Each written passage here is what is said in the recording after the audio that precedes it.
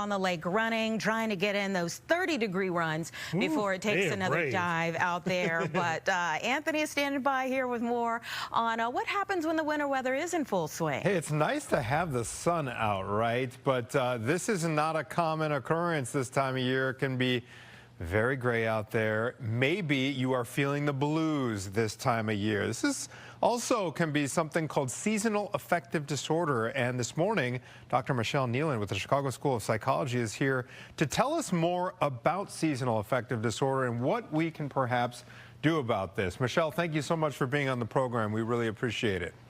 Delighted to be here on this chilly Monday morning. Hey, it's chilly. At least the sun is out, right? Will you please start us off by kind of running us through what the symptoms are for seasonal affective disorder and what we should kind of be looking out for here?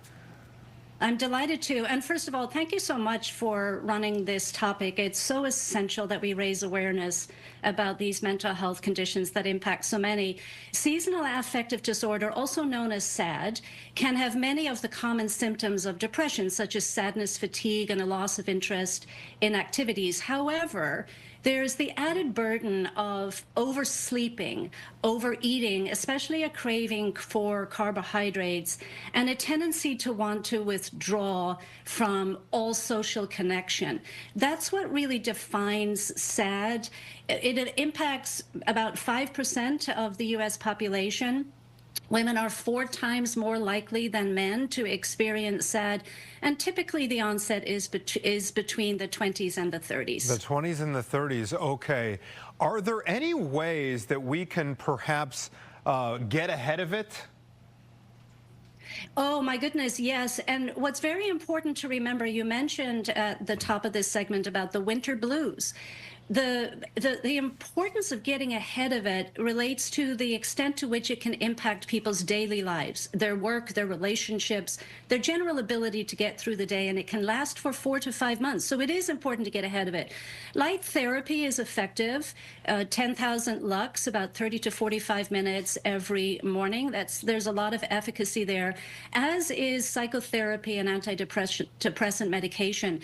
Psychotherapy, in particular cognitive behavioral therapy, is excellent in the short term, and it has been shown to prevent relapse. So it's a great long-term strategy. Also, vitamin D. Part of what happens in seasonal affective disorder is the shortened daylight hours impact an essential brain chemical known as serotonin.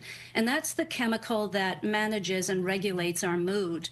Also, the shortened daylight hours can impact vitamin D, so ensuring that you have a gap in the deficiency of vitamin D at this time, that helps serotonin production as well.